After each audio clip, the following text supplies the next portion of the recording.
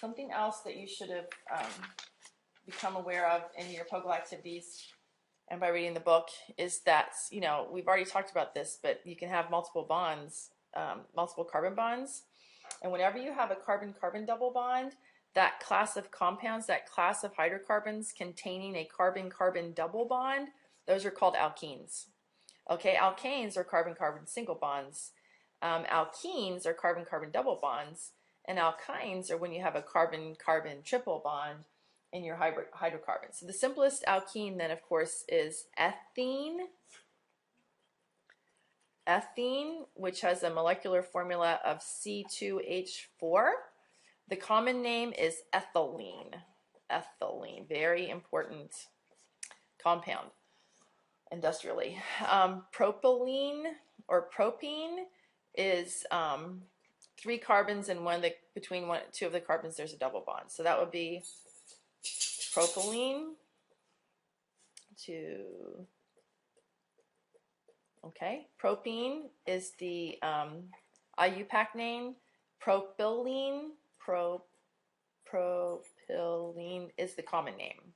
Ethylene is the common name. Ethene is the IUPAC name here. Okay, so you need to know both. This is a very common little molecule. Ethene and ethylene are the same thing, and that's the structural formula of it.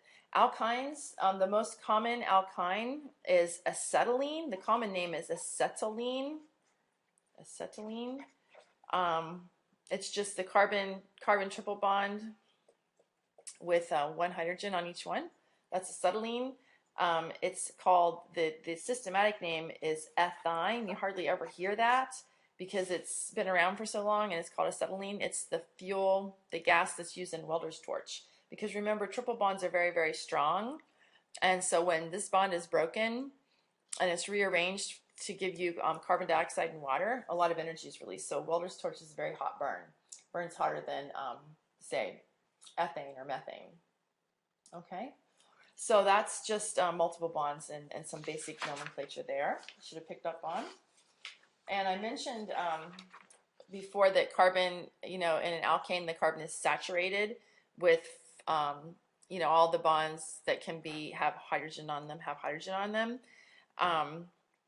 So as it turns out, you know, carbon tends to form 4 bonds, and that helps us interpret these different structures. Like, for example, the line structure, which is I'm going to show you next. But if you know that the carbon always has 4 bonds, for example, they can have 4 single bonds. It can have 2 single bonds and a double bond to another carbon. It can have 2 single bonds to different things and then a double bond to an oxygen. These are very common ways to find carbon in organic molecules. Or there can be a carbon-carbon triple bond between 2 carbons, or a carbon-nitrogen triple bond. So we see these different ways that carbon exists in organic molecules, but the bottom line is that carbon tends to form 4 bonds.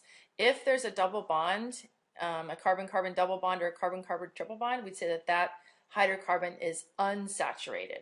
There's more hydrogens that could have been added to it had it not had a double or triple bond.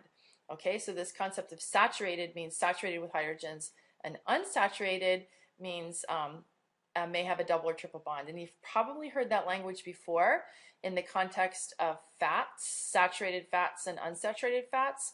And we'll swing back around to that in Unit 9 when we talk about nutrition, but it's a real important concept.